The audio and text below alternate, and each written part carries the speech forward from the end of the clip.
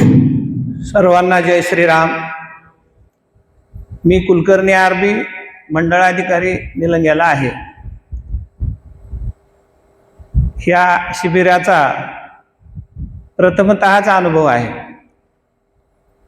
ह्या 7 दिवसीय आरोग्य शिबिराचं अगोदर थोडं आमचे साहेब कुलकर्णी साहेबांमुळे माहिती झालेली होती। पहिलं शिबिर हे काही कारणास्तव माझं चुकलं, परंतु या शिबिराला मी आवर्जून भाग घेतला आणि या शिबिराचा मला असा अनुभव आहे।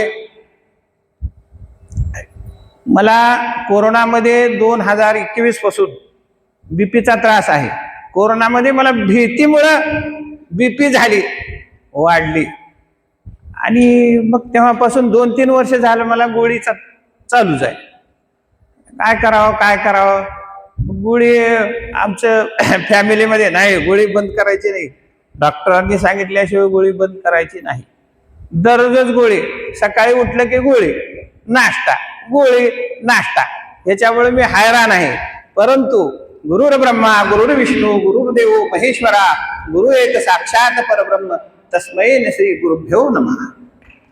साक्षात मला या ठिकाणी श्री प्रसाद कुलकर्णी साहेबांच्या आणि देशमुख मंडळाधिकारी यांच्या मार्गदर्शनानुसार माननीय डॉक्टर पूजनीय गोपाळजी शास्त्री मला या ठिकाणी भेटले।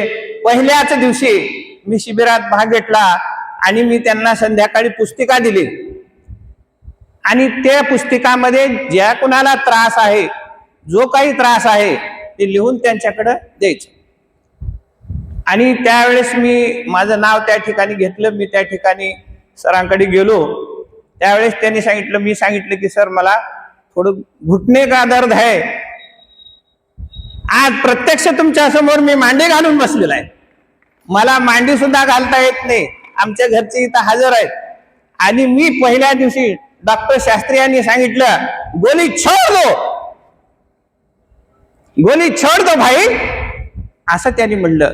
त्या दिवसापासून मी गोळी, आज 7वा दिवस आहे, बीपीची गोळी घेतली नाही, ना मला गरगरलं नाही, ना चक्कर आली नाही, ना कुठलाही त्रास नाही। आणि मी घरी सांगितलं मी माझ्या पत्नीची माफी मागतो, दररोज 7 गोळ्या माझ्या खिशात आहेत, दररोज मी गोळी घेतली म्हणून सांगितलं।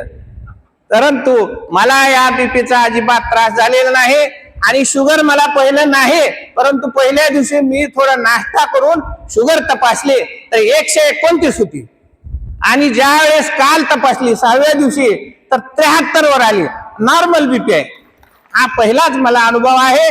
माणूस बीपी शुगर हे काही रोग नाहीत हो, ते आपणच आपल्यावर ओढवून गेलेलं संकट आहे। आणि खरोखर या सकाळी 8 ते 8:30 ला वमन जी क्रिया आहे, वमन क्रिया म्हणजे कोमट पाण्यामध्ये मीठ टाकून गुळण्या करायच्या, सोपं औषध आहे। आपल्याजवळ सगळं औषध आहे, परंतु ते गुरु शिवाय ते ज्ञान प्राप्त होत नाही।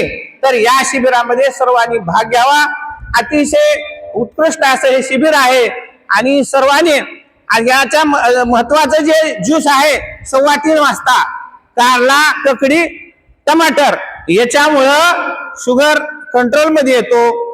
तर सर्वांनी हा ज्यूस दररोज घ्यावा आणि दिवसा दिन में कच्चा रात में पक्का, हे अगदी बरोबर आहे।